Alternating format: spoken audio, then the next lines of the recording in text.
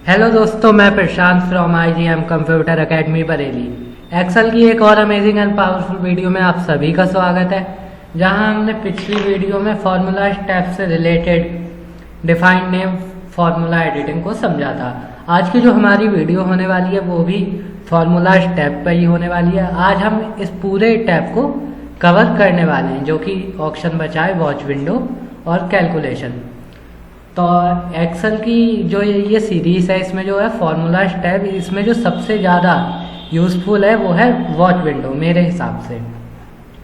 Suppose that आपके पास कोई एक ऐसा डेटा है, जैसे कि आपको पता है एक्सेल की में जब आप काम करते हो तब आपके पास जो डेटा होता है वो बहुत ही बड़ा होता है।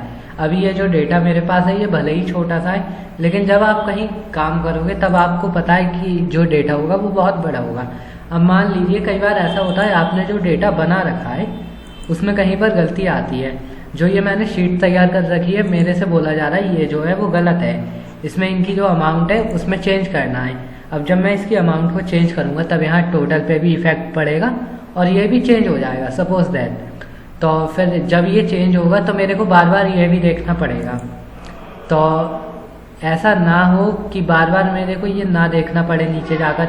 ये तो छोटा ही डेटा है, जब डेटा बड़ा होगा तो बार बार कर्सर ऊपर करके इसको देखना पड़ेगा। तो ऐसा ना हो, इसके लिए हम जाएंगे वॉच विंडो पे। वॉच विंडो पे जाने के बाद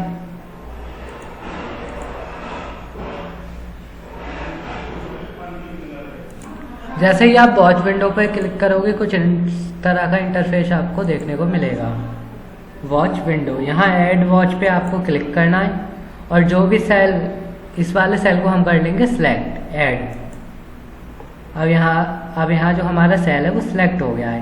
अब आप देखिए, इसको करेंगे ऊपर और यहाँ मैं डालूंगा 1500 की जगह 3000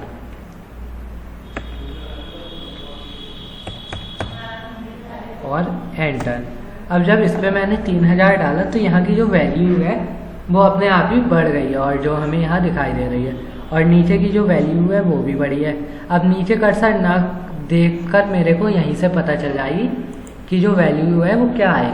इस डेटा में इसका ज़्यादातर यूज़ आपको समझ नहीं आएगा, मगर मेरे हिसाब से इसका बहुत यूज़ है बड़ी बड़ी शीटों में बार बार कोई एक सेल को देखने के लिए, एक वैल्यू को देखने के लिए।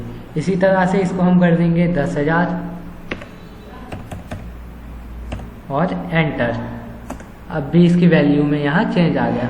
अब हम यहाँ पर इसको उठाकर यहाँ भी शिफ्ट कर सकते हैं और यहाँ जो इसकी वैल्यू है वो भी यहाँ पर चेंज होगी जब हम अपने डेटा में करेक्शन करेंगे तब। इस तरह से अब सिंपली इसको आप हटाने के लिए यहाँ क्लिक कर डिलीट के ऑप्शन पर क्लिक करके इसको हटा सकते हो।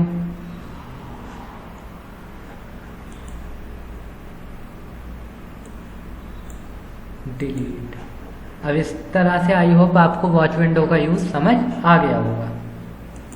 अब बात कर लेते हैं कैलकुलेशन के सेक्शन की। कैलकुलेशन सेक्शन में जो पहला ऑप्शन है वो है कैलकुलेशन का, जिसमें आपको automatic except for data tables और मैनुअल, इस तरह के ऑप्शन आपको देखने को मिलेंगे।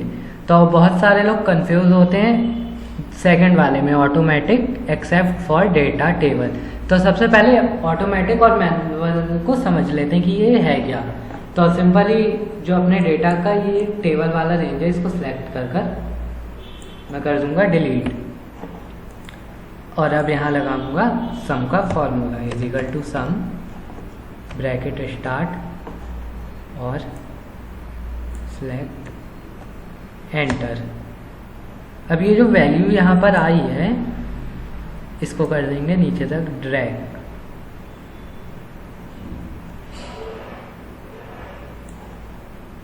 अब आप यहाँ ऑन स्क्रीन देख पा रहे होंगे कि जब ड्रैग मैंने किया तो इसकी जो वैल्यू है वो इसने ऑटोमेटिकली पिक कर ली और मेरे को डेटा आउटपुट दे दिया। और अब मैं यहाँ कुछ चेंज करूँ, जैसे 9500 की जगह मैं यहाँ करूँ 10,000 और एंटर। एंटर करने के बाद ऑटोमेटिकली यहाँ की जो वैल्यू है वो चेंज हो चुकी है।